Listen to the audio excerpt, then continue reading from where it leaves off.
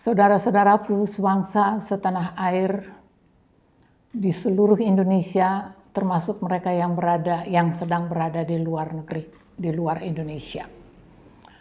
Assalamualaikum warahmatullahi wabarakatuh. Salam sejahtera untuk kita semua. 2 hari ke depan akan dilaksanakan pemilu. Pemilu dari negara kita. Pemilu ini sebenarnya kalau menurut pandangan aku pribadi adalah pemilu yang sangat buruk, sangat berbahaya dan sangat memalukan.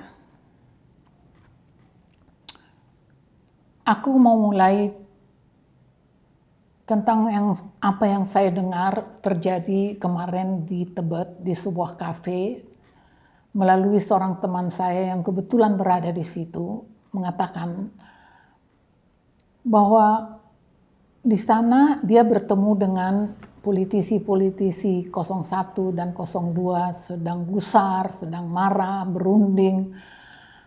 Mungkin dugaan saya mereka baru sadar bahwa jangan-jangan 02, Capres 02 dan ayahnya Cawapres nomor 2 itu akan berbuat curang. Akan melakukan apa saja untuk menang dan itu namanya curang. Aku memahami kegusaran ini, tapi karena aku dari awal sudah membenci pola pemilu ini karena pemilu model ini adalah pemilu liberal kapitalis, buah dari lancangnya MPR mengamandemen Undang-Undang Dasar 45 yang merupakan buah pikiran dari tokoh-tokoh pendiri bangsa yang tingkat intelektualitasnya kelas langit.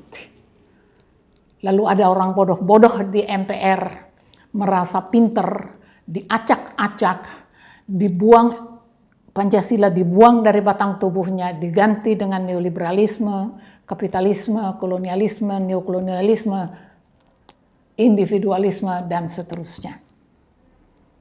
Itulah yang menjadi salah satu buahnya ini. Buah yang lain kita sudah saksikan, kita dikuasai oleh oligarki, buah yang lain lagi rakyat dimiskinkan, lalu hasil alam kita dikeruk habis-habisan ke negeri asing dan kita tetap miskin. Ini adalah buah dari undang-undang dasar yang saya sebut undang-undang dasar durhaka. Undang-undang dasar ini sebenarnya adalah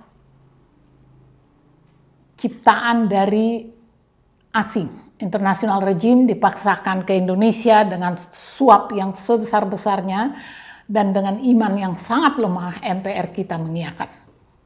Tahun 2002 ditandatangani oleh Amin Rais, disetujui oleh Megawati dan SBY dan digarap oleh ahli-ahli tata negara, digarap oleh almarhum Adnan Duyung Nasution sebagai tokoh utama dan ikut serta Rocky Gerung yang sekarang ini terus-menerus mengkritik orang juga mengaku sebagai ahli politiknya Adnan Duyung. Yang aku mau sampaikan, keadaan yang buruk yang kita alami sekarang ini, lalu ada percakapan seperti tadi yang mau bikin revolusi, mengajak rakyat membakar seluruhnya karena marah pada salah satu calon yang oleh peluang-peluang yang terbuka oleh Undang-Undang Dasar durhaka ini sebenarnya punya peluang berbuat curang, berbuat apa saja supaya menang. Jadi nggak ada yang benar sebenarnya. Buat aku, siapapun yang ikut menjadi capres, menurut aku itu semua orang bermasalah.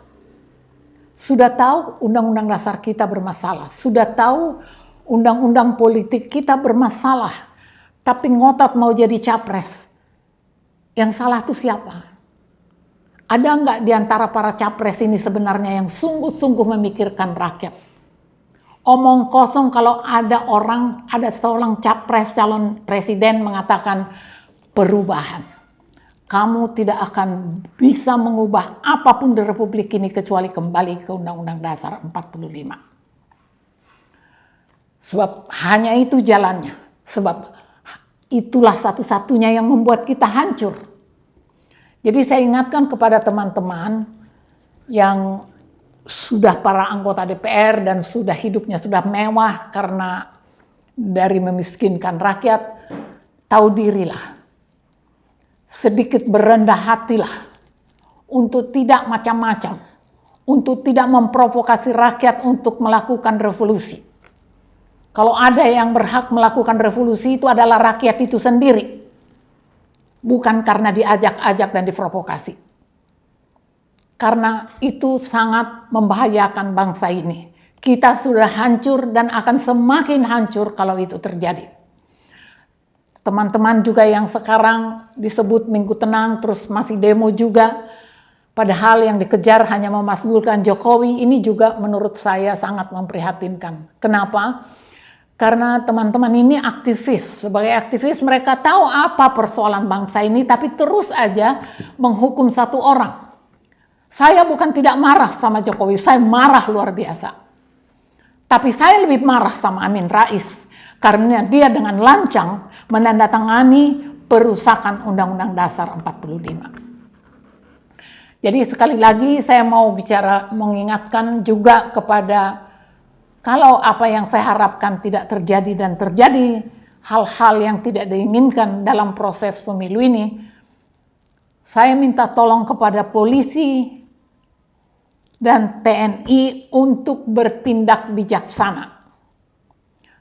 Kalian selalu mengatakan rakyat adalah, tentara adalah anak kandung rakyat. Anak kandung rakyat itu miskin sekarang, berharap ada perubahan. Jadi saya minta sekali lagi kepada TNI dan Polri, terutama Polri ya. Saya tahu kalian diracuni oleh politik. Tapi kalau kalian istiqomah dan berani berdoa kepada Tuhan minta ampun, karena Tuhan itu maha kuasa, bukan presiden kamu yang maha kuasa. Lakukanlah yang terbaik buat bangsa ini, supaya pemilu nanti berlangsung dengan tenang. Wabillahi taufiq wal hidayah. Assalamualaikum warahmatullahi wabarakatuh.